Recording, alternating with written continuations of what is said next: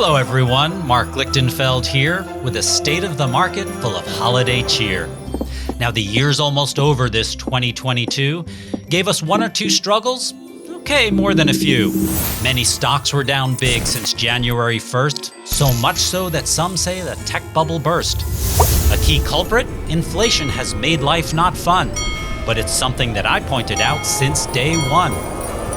Soon as I realized inflation was going to take off, I have been pounding the table on these bonds. Pound it! But there's an investment right now that yields 9.6%, where you can defer tax on the interest and is backed by the full faith of the US government. And yes, I know the backing of the US government may not carry much weight these days, but in the investment world, it's about the best guarantee you can get. A bond backed by the US government is considered the safest investment on the planet. These babies are guaranteed to pay out unless the country's entire financial system collapses or the government is overthrown, which I don't think is gonna happen. The Series I savings bonds are only available through the US government and adjust for inflation every 6 months. And you don't even have to pay taxes on it until 2052 if you choose. With inflation run rampant, over 6% still, an urge might exist to just run for the hill. Oh my God! Okay, it's happening! Everybody stay calm! But I warn you, don't let cash just sit there and burn. There are several great options for a modest return. The highest rate I could find in a savings account comes from online bank UFB Direct. UFB Direct is paying savers 3.01% and there's no minimum deposit required. Now, I'm not familiar with UFB Direct. It did get 3.5 stars out of 5 on Bankrate, but as long as it's FDIC insured, you should be fine. In the money market world, the top rate belongs to Merchant Bank of Indiana, which pays 3.05% with a $50 minimum deposit. This account does not offer an ATM or debit card. Give me your credit card. My credit card? Yeah, just Why? give me the card. Don't ask any questions. Okay, back to rates, which vary widely in the banking and brokerage world.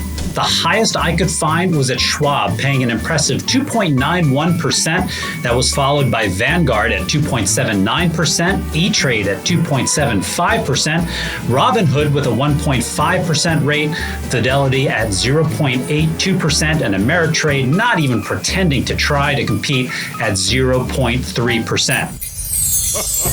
Now, despite worldwide worries and supply chain snafus, there are plenty of sectors of which you can choose to invest in because their demand will not slow. In fact, I pointed out 3 on this show. My first recession-proof stock is a familiar face, Walmart. Value retailers are a lifeline for the American consumer during times of relative hardship. Walmart's entire model is based around offering customers the lowest price possible, and that prospect is never as attractive as during a recession or periods of high inflation. Wars have a funny way of popping up during times of economic hardship. It's one of the best ways to distract citizens from how miserable everything else is. Squirrel! That's why my second pick of the week is defense contractor Raytheon Technologies, symbol RTX.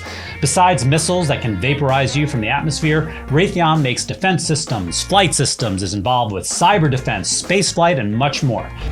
Now, last but not least, healthcare is a sector you absolutely want to be invested in during a recession. People will cut corners when times get tough, but they have to keep taking their medicine.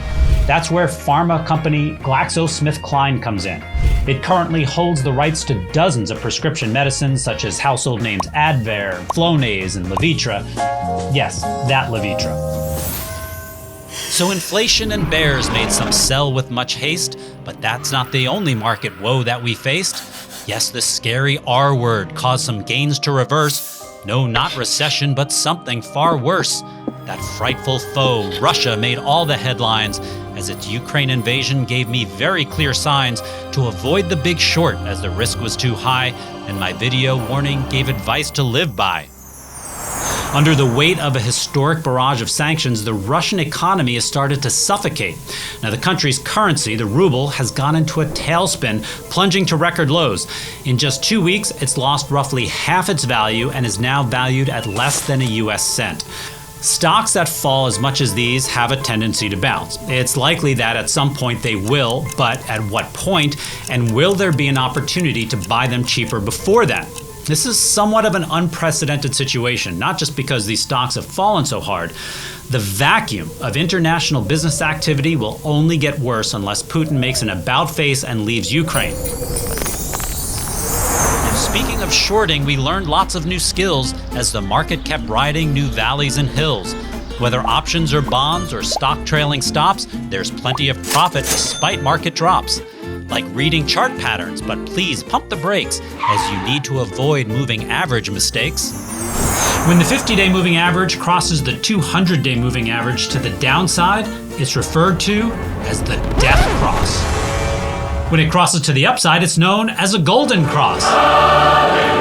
Now here is where some traders get it wrong. They take the cross as an immediate buy or sell signal. While a cross of the moving averages does suggest an acceleration of the short-term trend, it has never been proven to work as an automatic trading signal. What is it? Treasure map? Instead, watch the slope of the moving averages.